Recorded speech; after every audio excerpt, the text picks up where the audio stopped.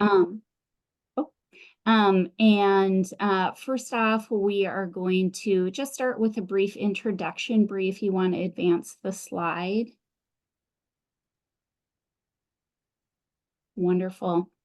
So as Bree mentioned, I am Julie Green, the Director of Volunteer Engagement here at Second Harvest. I've been with the organization for 13 years and in volunteer engagement for about 4 of those. And before that was with our development team, working mainly with our corporate engagement partners. So Kelly, if you'd like to introduce yourself.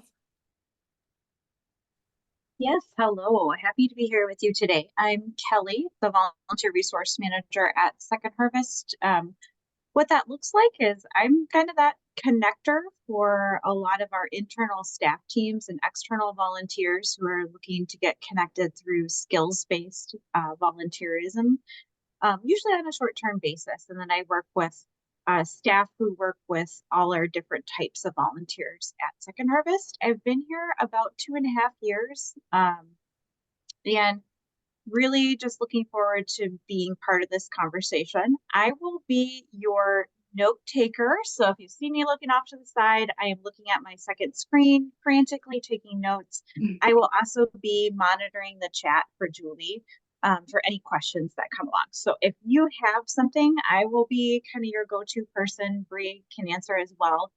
Put it in the chat, raise your hand, use the thumbs up feature, and I'll make sure that we get to you. So just kind of an overview of today. Bree, if you want to flip to the agenda, we want to hear from you. And so before we kind of move into those interactive elements that Bree alluded to, some breakout sessions as well as large group discussion, we want to frame our work. Why are we prioritizing volunteer support for you now? The time is right. So Julie's going to share a little bit about the why behind that. We want to make sure we go over kind of what is the scope of our support. So as we're talking about support today, what are some things that we'll be able to offer? What are some things that we aren't able to offer at this time due to capacity and resources? And then just really framing the work, giving you a little bit more understanding of the type of work that we're going to be doing in the coming year. And then the bulk of today is going to be on that conversation and learnings. We want to hear from you. We want to glean from you. And then we'll end with some next steps so you have an understanding of, after this meeting, what things will look like and what communication you can expect. So I'm going to turn it over to Julie. I'll stay on, keep my camera on those so that if you have a question or something, just drop it in the chat, raise your hand, and we'll make sure to get to you. Thanks for being here today. Wonderful. Thanks, Kelly. So as Kelly mentioned, volunteer support for partner agencies is a new area that we are entering. That's not to say it hasn't been a topic of discussion for a very long time. As I mentioned, I've been here for 13 years, and I know it's been a topic that's come up quite often in those 13 years. So why now? As many of you may know, we have a very brave goal of cutting hunger in half in Minnesota by 2030. 6 years is going to go by very fast. And through the customer service survey, conversations with Second Harvest staff from our partners, we're hearing from you that you have a need for volunteer support. And we have heard that, we are listening, we are understanding. And so the volunteer engagement team here in partnership with the Second Harvest partner relation teams are prioritizing the agency volunteer needs in 2024. What is in scope and out of scope for this project? So currently, right now, of course, we are going to focus on those partners that are contracted with Second Harvest, providing agency staff support for recruitment, volunteer engagement training for your volunteers and staff and professionals, and also through consultative services. What's out of scope for this project is, of course, supporting a non-contracted partner and then providing direct recruitment and placement, the direct communication with one of your volunteers, and the direct training of your volunteers. So those are some things that for right now, we are keeping out of scope to focus on some of the other areas. So framing up the work. So we realize that the volunteer engagement team here at Second Harvest is dependent on a collaborative partnership with the other partner teams here at Second Harvest. We assume that we do not have all the answers, and we really want to work closely and collaboratively with you, our partners, to understand your needs and respect your processes and what capacity and human and capital resources that you have. We unfortunately cannot guarantee that our services and deliverables and the things we set out to accomplish will result in fulfilled volunteer opportunities. We really hope they will, but we know that we can't guarantee that. And we really do assume that this project will continue and potentially grow beyond 2024. So this is just our starting point. And we hope for some really great things to come. So we're going to dig in now. This is where we want to hear from you. Bree is going to be putting this. You can see here she has volunteer challenges. We want to hear from you. If you had to pick your first challenge is number 1, and rank these in the order of 1 being your biggest to other or something else being the last. So we're looking at recruitment, and that can be a lot of things: creating positions, actively recruiting for volunteers, running background checks, retention and volunteer turnover. Are your volunteers aging out? Or they have a hard time getting to you, finding daycare to get to you? They have limited time. Is technology your challenge? Do you have or wish you had a volunteer management system? In your area, do you have inadequate internet options? What does that technology look like? And then staffing. Do you have enough staff time to manage your volunteers? And then also other, if it's something that's not listed here, we'd love to hear about that too. Bree, I'm going to turn the technology and this piece over to you if you want to let me know when folks have responded, how that's looking, and then I'll take it from there. Sure. Yeah, it looks like some people are still doing the poll. So I think we'll just give it like another 30 seconds or so Okay, for people to that finish sounds filling great. that out. That sounds great. So as folks are finishing up answering this, what's going to happen next is we want you to talk a little bit more amongst yourselves about this. We have several folks from Second Harvest on this call. Hopefully they'll be joining you in these conversations so they can also hear more from you on what your current challenges are. So once we close out this poll, Bree will be placing you in a breakout room. And I don't know the total of folks on the call, so I'm not quite sure the size of those breakout rooms. But we'll send you to the breakout rooms, probably give you about 5 to 7 minutes, something like that, to talk through. And then we're going to come back together as a group and talk about that. If someone in your group would like to be a note taker, the person who will be responding once we jump back in as a whole, that would be very appreciated. Yes, so breakout rooms, we do have 2 rooms right now. We have one for the Metro Twin Cities area and one for Greater Minnesota. So people can actually select which breakout room they'd like to go into and to discuss with those people. So Bree, before we go, are we able to see the results of the poll, or is that? so I'm ending the poll right now. Oh, perfect. Perfect. Here we go with sharing the results.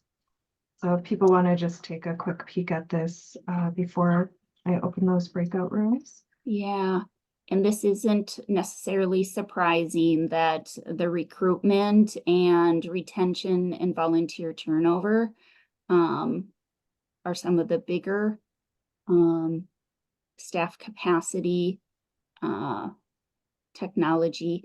And I'll be interested to hear what you all are thinking of when you think of others. So this is really great to see. Great. All right, I am opening those breakout rooms. Again, this is self-select.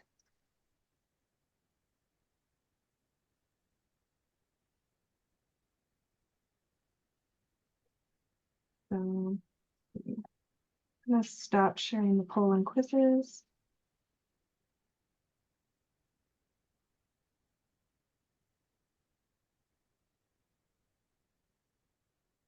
I'm going to stop sharing right now, I think.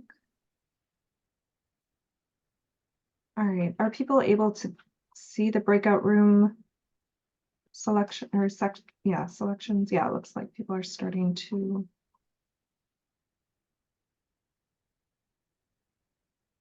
Go in.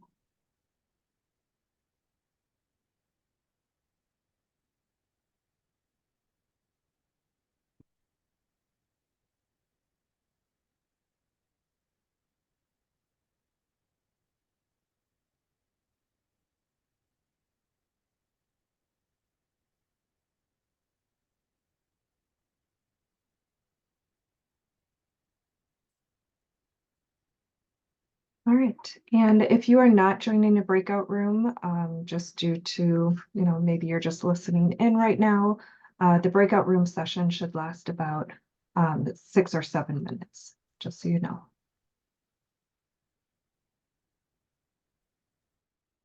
Bria, I think the only Second Harvest staff person in the Metro room is Sophia.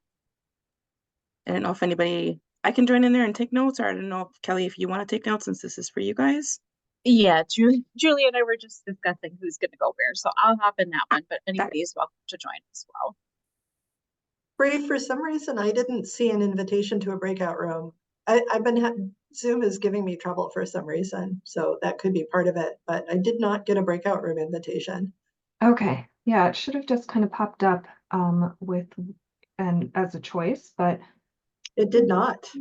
Okay, let me.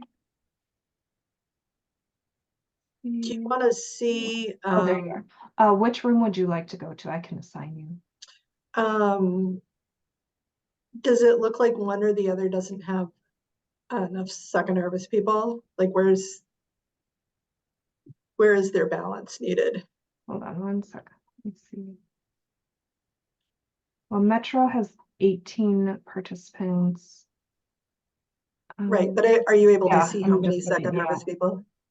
Yeah, I think we've got about 3 people in Greater Minnesota and 2 people in the Metro. Put me into Metro then. Okay. Thank you. Yeah. There it is. Okay, great.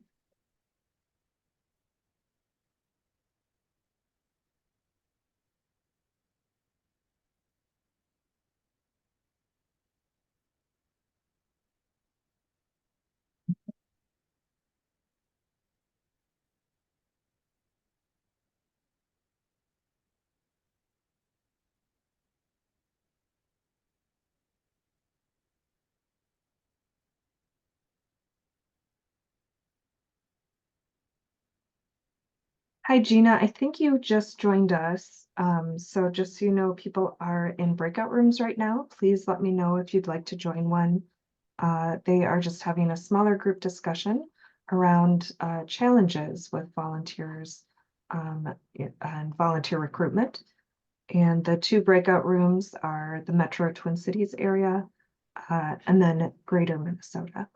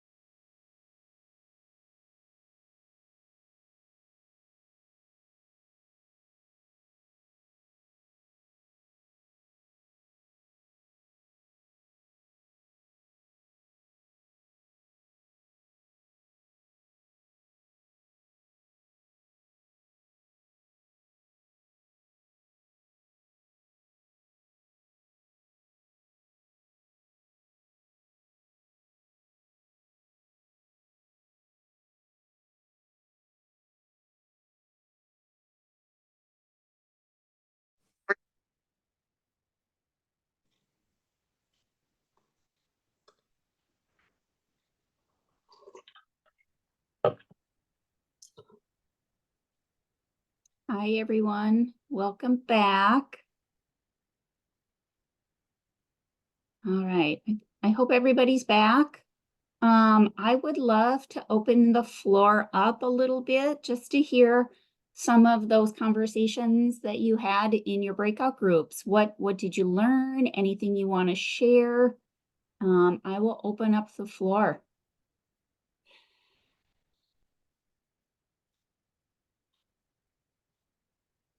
And I see chat here. I have multiple screens here, so let me move the chat over so I can see. Okay, Kelly was mentioning something. Anybody want to share what they heard? Otherwise, I can give a little. I jumped out to the Greater Minnesota. I can talk about that too. No one wants to come off. I have Emily here.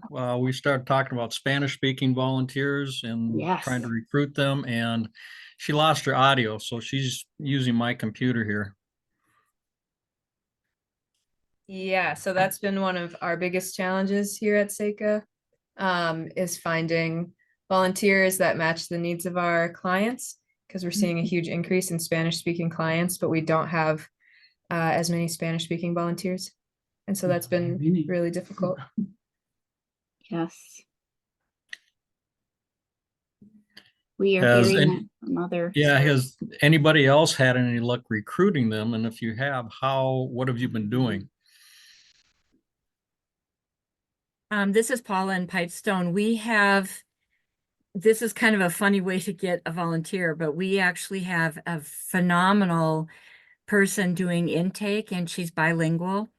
And she came to us originally needing to do community service hours, and is such a talented young lady that we really encouraged her and asked her if she would stay on with us, and she enjoys the work. And then through her, we have been able to get a couple of other volunteers. We have to manage our numbering system, and we had a former shopper who decided he wanted to volunteer, and he did that, and he left now 2 weeks ago. But another person who's actually the treasurer on our board stepped up and said, I'd like to do that job, and he is bilingual. So once we had one bilingual volunteer, then we've used that person to help us get other bilingual volunteers, because we are now about 70% of our shoppers are Hispanic. And we've kind of flipped. It used to be about 30% Hispanic, and now we're about 70% Hispanic. So it was a definite switch and a definite need. Okay. Does anyone else? Oh, I'm sorry. I was just going to share too. We actually, so this is a good thing and a challenge for us, but we started just seeing guests that speak both languages, and started with a couple guests that we asked to volunteer, and they said yes. But what I was mentioning kind of in the breakout is the challenge with that is when the guests become volunteers, then the idea oftentimes comes with, oh, I get privileges on food, I get to cherry pick, or I get to, so it's kind of a trading one problem for another, but it really is helpful. We actually, several of our volunteers speak both languages, Spanish and English, and we find it very useful. So We ran into that also with people. Actually, we've had phone calls. Can I volunteer so I can get first choice of food? And the way we handle that is our volunteers who are actually working that day don't shop until the end of the day. And they're fine with that. thanks for sharing that. Is there anyone else who wants to share more on the challenges? Otherwise, we can go to the next slide, which I think we've already started talking about that because it is about solutions to your challenges. And so for this one, we won't be breaking out for this topic. Would love to hear more from you on what you've tried. And maybe it didn't go as planned, because I think there's lessons too to be learned from when things don't go as planned, but also from where you have found success. And so I think some of these challenges with having bilingual volunteers engaged and how you're trying to overcome that is a great example. And would love to hear more from you, whether it be recruitment, technology, staffing, staffing capacity, any of that. Would love to hear. What have you tried and how are you overcoming some of the challenges? There is a wonderful app. I know I have it on my phone for our Spanish speaking friends. I don't speak Spanish, but if somebody comes in, you can speak in English onto this app and it comes out in Spanish and the Spanish person responds. And it's extremely helpful. What's the app? I was afraid you were going to ask that. I'm going to go grab my phone.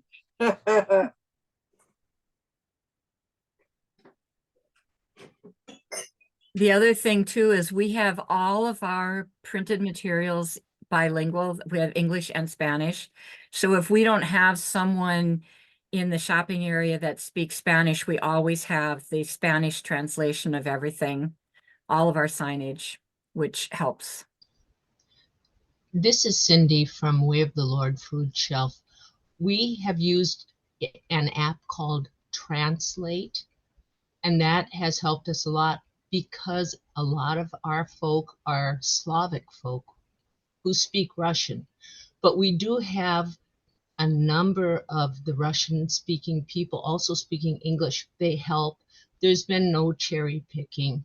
We also have a young man who just moved here from the Ukraine who was adopted, who is learning English, and he has helped tremendously by putting our signs, registrations into Russian, so everyone can read them. Wonderful. Just for the record, the app is called, oddly enough, Translate. Simple, just translate. It's amazing. And it works for several different languages. That's great. Thank you, Betsy, for sharing that. Since recruitment was one of the challenges that rose to the top, and we are hearing it from numerous organizations, I'd like to dig just a little bit into that and would love your feedback on learning more how do you advertise your volunteer needs? Are you using technology to do that? Are you using physical postings in your community, maybe at the community center or a library? I'd love to hear a little bit more on what you are finding to be working for recruiting and what you are trying.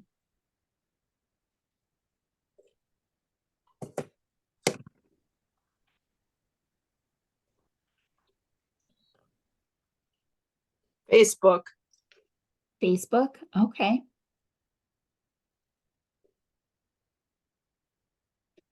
Betsy, can I ask you a question? When you post on Facebook, how are you asking folks to respond to it? Do they respond to you through Facebook back? Or do you post like an email or a phone number? Or how do they know to get in touch with you? Usually it's my phone number. Okay. And I get text. I don't get calls, I get text messages. Text messages. Okay, great. And Kelly has noted too, if you prefer to put something in the chat too versus coming off and talking, that would be great too.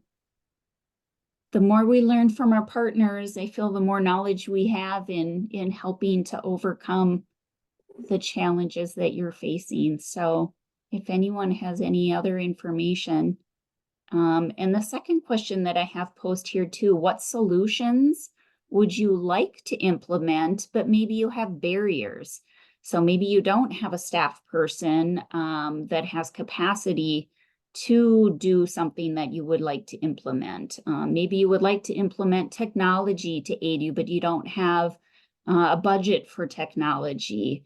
There was someone on the breakout group that they would love to hire a volunteer coordinator and have had the position posted for quite some time, but unfortunately, due to the nonprofit's budget, the salary is not very high. And we do see that in volunteer engagement across the board, and not just in our market here in the Twin Cities or in Minnesota. Unfortunately, volunteer engagement professionals are very much underpaid and undervalued. And so organizations like MAVA, Minnesota Alliance of Volunteer Administrators, or other national organizations are advocating for increases in salary and actually getting it recognized through the U.S. Department of Labor. Volunteer engagement profession is not recognized by the United States Labor Department as a career. So we're working on that as well. Erin posted, we offer an after-school shift designed for high school students. So like a 2:45 to 4 p.m. and target local high schools. That's wonderful. Meeting the volunteers where they're able to volunteer. Bianca has, I'm curious if anyone here uses online volunteer platforms like Hands on Twin Cities or Volunteer Match, and if you have had a good experience with them. Anyone using those systems?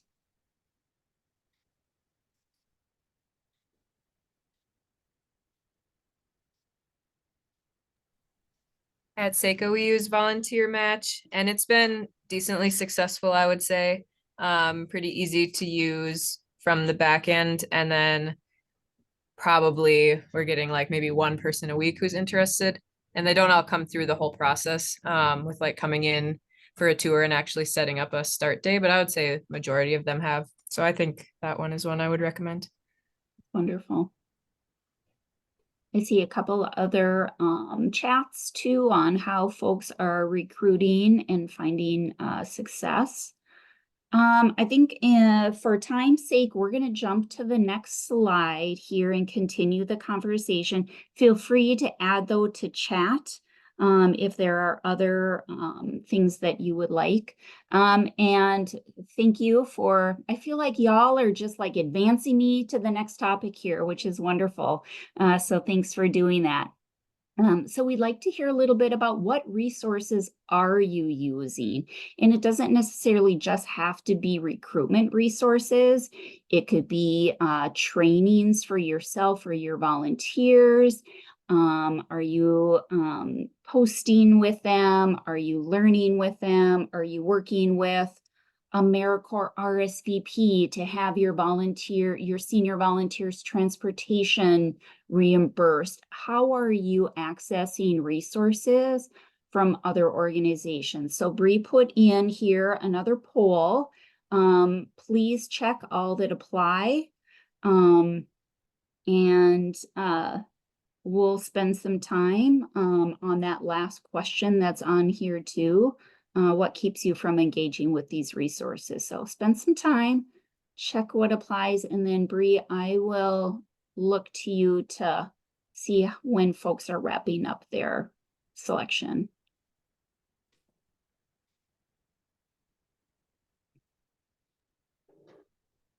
Yeah, we've received a lot of responses to the poll, but I will give it another about 45 seconds or so. Okay. And then I Wonderful. will be able to share the results. Perfect, thank you.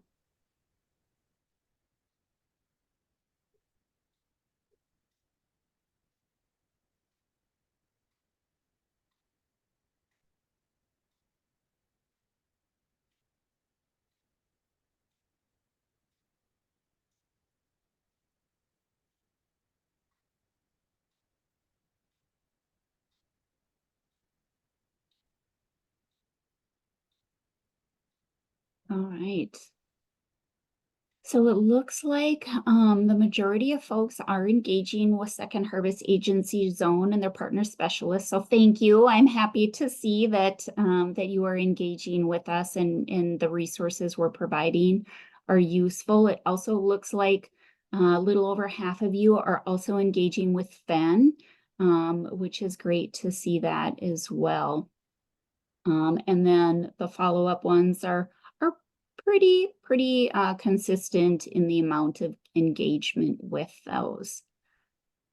So the next question I have for you then that I'd love to hear a little bit more on is what keeps you from engaging with the resources?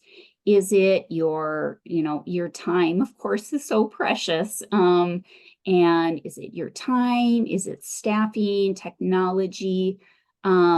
We here at Second Harvest, Ethan, who's on our one of our partner teams here, we were having a conversation with him and talking a little bit more about, can we provide training opportunities that are easy to access, and just kind of doing a little brainstorming with him. And the feedback is that you all are just trying to engage and get the food to the neighbors, and so your time is very precious. But I'd love to hear more directly from you on what keeps you from engaging with other resources.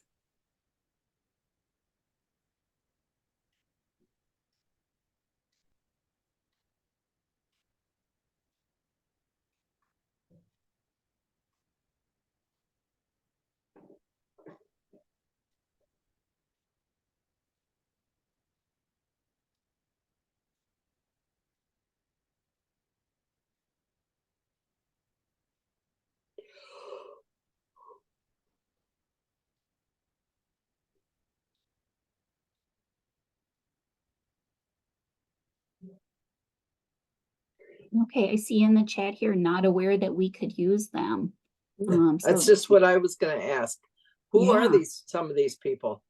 That's a great, okay, wonderful. This is not wonderful, but like, this is what we want to hear from you, right? Like, are you aware of these resources? Yeah. So Minnesota Alliance of Volunteer Administrators. So they're based here in the Twin Cities, but they provide information for volunteer professionals, best practices, trends. They have a series for volunteer professionals where you can get your certificate in volunteer leadership. And they really do a lot of research too into volunteering. They also have different connect sessions, and they have it's by region. So there might be one that's more southwest corner, one that's in the Twin Cities, one that's in central Minnesota, that volunteer professionals can jump on a Zoom call. Some do meet in person, but they can talk through their challenges, what's working, what's not working, much like the conversation that we're having today. So they are there to support volunteer engagement professionals. Foundation for Essential Needs, or FEN. They assist volunteer food shelves in maximizing their space and their capacity and what they are putting out to the neighbors in need. I think most are familiar. I'm going to assume that most are familiar with United Way. Hands-on Twin Cities, they again are based here locally, and they really are the matchmaker, that connection between nonprofits and volunteers. You can use their services free of charge. You don't have to be a member of Hands-on Twin Cities, and they have an online portal. And I'm going to show you a little bit more about that in a little bit here. And then AmeriCorps RSVP, that is it's for seniors. I'm sorry, I'm blanking right now on exactly what the acronym means, but it is AmeriCorps, which is a government program that promotes volunteering in communities and making a positive impact in communities. And we can definitely provide more information. That is one where seniors can be reimbursed for their travel to and from volunteer opportunities. And there's a whole slew of benefits in addition to that they can receive as well. So we are going to be putting together a resource document that has a lot of these partners, what they offer, how to get engaged with them. So we'll be putting that together and making sure that we put that out on Agency Zone and providing that to our partner specialists here to share with you all as well. Wonderful. Thank you for the information and the feedback. Let's move on to the next question or the next topic here. So this is focused on learning opportunities. And so we are interested in noting what form of training works best for you. We are considering providing some training opportunities for our agency partners. And first, we'd like to learn, what's the best? Is it in person? You know, if I were to come on out to, let's say, some of our major cities, so maybe we come to St. Cloud, we could host some in-person sessions, or maybe we're out in Southwest Minnesota. Does that work best for you? Is it an online webinar like this one? Materials and toolkits? And are you looking for networking opportunities with your peers? And again, feel free to choose as many as that are of interest to you. And we'll give it a a minute or two here. In the meantime, as you all are doing that, Eric had a question in the chat. Does Hands-on Twin Cities extend beyond the Twin Cities in terms of their service area? They do. It is not limited just to organizations within the Twin Cities. However, I think because of their name being Hands-on Twin Cities, that is, and they are based here in the Twin Cities, that is who attracts most. And Kelly also had the answer in there too, that they do. I'm super excited to show you a little sneak peek into something that we're thinking, but we're going to get through this slide here first, and then we can talk a little bit more about that. So, all right, Bree has here, so online webinar, and there's a great portion though that are interested in in-person material, toolkits, and networking. I think this really shows that, you all are wanting resources, information, and trainings. This is really great feedback. So we will definitely take all of this feedback into consideration. So again, I'm going to open up, no breakouts here, but I'm going to open it up to a little discussion too on topics of trainings that you might be interested in. what trainings, networking opportunities are you seeking? Would love to hear more on that.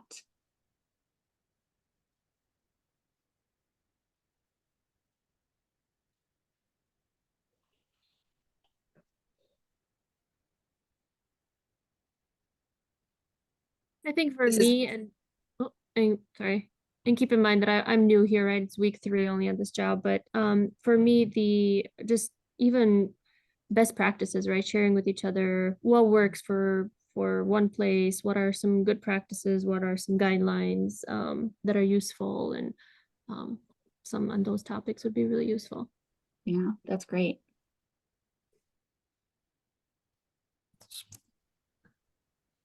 This is Emily from Seika again, but I'd appreciate some sort of resources or insight as far as like tech tools for volunteer sign up specifically. We use Sign Up Genius a lot, which I think is not ideal.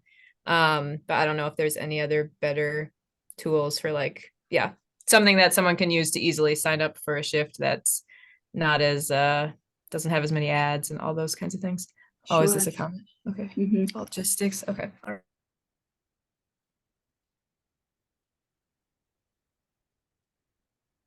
Julie, I think one thing that I've heard in conversations with partners is the question, how do I recruit skilled volunteers for very specific needs?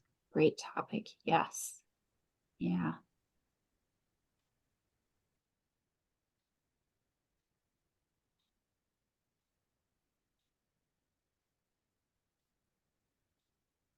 Does anyone else have any other training opportunities? And we have the question in there too, who from your organization would attend, should receive an invitation?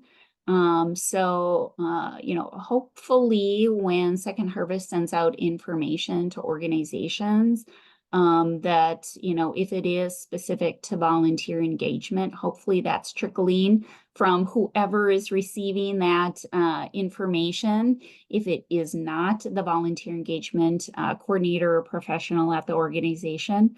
But, you know, are there any folks that you would like to have attend these? Is it your volunteers?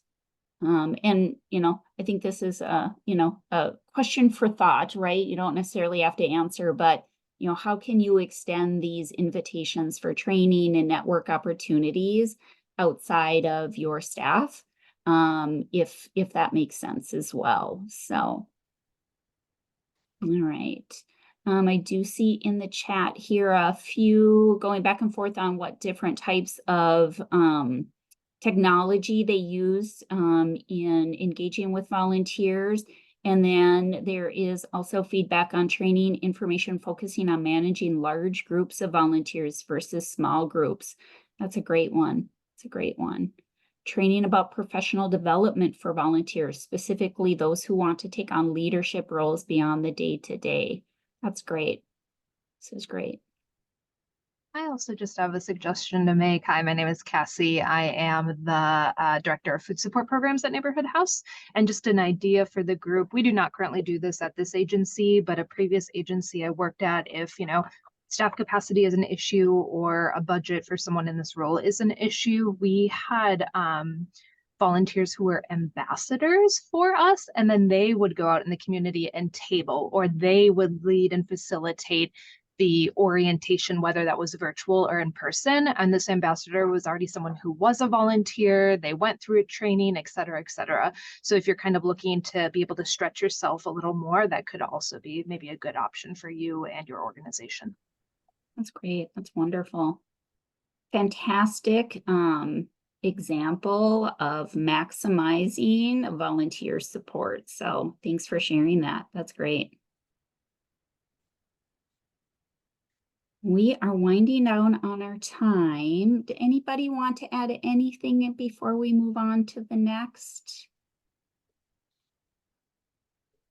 Okay. Thank you for this feedback. This is really great. Kelly, I'm sure, is frantically taking notes. So I wanted to show you this. So this is actually Hands-On Twin Cities. This is the volunteer opportunity database that I mentioned earlier. And again, it is free to nonprofits. They do need to register. And once they register, a Hands-On Twin Cities staff person will accept your registration. And then from there, you're able to put your opportunities, your volunteer needs out here. What we want to do is, and just to kind of back up. So this is powered by Galaxy Digital, which is a volunteer management system. We here at Second Harvest also use Galaxy Digital and really love it. Our subscription, just to kind of give you an indication, our subscription, we pay just under $5,000 a year for our subscription. And it's very robust. We manage all of our volunteers, our shifts, our volunteer information. We can get reporting hours, all of that out of it. And I know that is not within everyone's budget. There are some really great free tools out there, less expensive tools as well. But one of the great things the Galaxy Digital has, in addition to a robust volunteer management system, is this, and this is what Hands-On Twin Cities uses. We at Second Harvest are considering exploring the purchase of a subscription that is specific for a hunger recruitment hub that any hunger relief organization in the state of Minnesota could utilize to post their volunteer needs. And so this would be a recruitment tool. This first screen here kind of shows you how when someone comes, they can click on that middle button where the volunteer opportunity database is. And Bree, can you advance to the next slide? So once they go in, then this opportunities comes up, and you can see that there are some special call outs on the left-hand side. You know, am I volunteer coming in looking for a pro bono opportunity? I want to use my professional skills. Maybe it's holiday time. We just had MLK Day, a lot of service days happening with that. We can pull out some special needs. You know, maybe there's a severe weather incident that happened, you know, in Western Minnesota. We could pull out some high needs and post to that, pull up some of those urgent needs. But the really cool thing too that you can kind of see more towards the top right is you can search. So a volunteer could come in here too. They could search, you know, I'm in the you know, Mankato area. Can I search by my city? I'm really interested in finding a group opportunity. I'm really interested in bringing my kids to come. So there's many different ways that volunteers can filter out. They can put on there if it's, you know, just a one-time, if there's a role that requires an application and a background check. They can put that out there too. And what will happen then is you can link it up back to your volunteer system, or you can put information if you don't have that technology. You can put in there too your phone number or your email, something like that. So we are considering this. There's, you know, a cost that comes with it, and there'll be some time and team capacity needed to build this out. I would be really curious for the folks on the phone if we would create something like this as a recruitment tool for you to use. Would you use it? So if you want to put in the chat a bunch of yeses, a bunch of nos, if you want to come online, if you want to raise your, you know, give us a thumbs up. I just would like to get a sense that if we built out something like this, would folks use it? So I always think of, I'm probably aging myself here, but I always think of Field of Dreams, right? That movie, if you build it, will they come? It's kind of that same thing. If we build out something like this, would you use it? I see 3 yeses in there, which is wonderful to see. Anyone else? I can't quite see if there's any thumbs up from folks or if there's any other, thumbs up, thumbs down. This would really help us since we have your attention to get an indication if this is something that we should pursue. Another yes. All right. I did see a few hearts and thumbs ups. Awesome. Wonderful. So Bianca, you typed in the chat, it would be a free tool for you to utilize to recruit. Now, I just want to be really clear, it is not a tool that you would manage your volunteers in. It's simply a recruitment tool, and it really is easy to use. It does not take a large technology learning curve to add in there. And if we were to set something up like this, we would be providing training on how to utilize it as well. So, all right. We have just a few minutes left here, so thanks for your feedback on that. Next steps, what are we going to do next here at Second Harvest to support you? So of course, we are going to take all of your great feedback, review it internally here, not only with the volunteer engagement team, but with our partner specialists and the partner teams here as well. We will definitely be communicating back out with you too on our learnings from this. And then what actions that we're going to take from this. Do we decide to move forward with a recruitment hub? The one thing that, as you all know, recruitment is a hot topic right now. How can we get more volunteers engaged? We actually are planning a recruitment training session. And so we are exploring some options and convening some partners that are already in that space, that already have some trainings to see and explore, do we utilize their services? Do we create our own? So more to come. We hope to get that up soon, hopefully this spring, and we'll definitely be sending out the agenda and the date and that, and hope you can join us. And then again, we'll explore that online hunger relief recruitment hub. The listening session does not end here though, just with this webinar. Keep your information coming, whether you send it, we have volunteer@2harvest.org. That's our volunteer email here at Second Harvest. Connect with your partner specialist, the partner relations team here. Keep the feedback coming because we want to create something that's going to be useful to you, not what we think you want. So if you have any final feedback, Kelly has put in the chat. It's about a 1-minute form that we would love to have you fill out.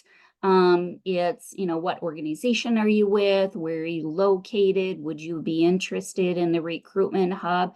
Shouldn't take too long to fill out at all. I very much thank you. Bree, you can advance to the next slide. I think it's the final thank you slide. It is. So thank you all so much for your time today, for your energy, your thoughts, your information. We are definitely in this together and are so grateful that you are our partners in making a difference for so many who are struggling right now with food insecurity. Thanks again. Have a wonderful, wonderful day, and hope to talk soon. Great. Thank you, Julie and Kelly, and thank you all for being here today. Hopefully we'll see you next month. February 22nd is our next agency online exchange. So have a wonderful day.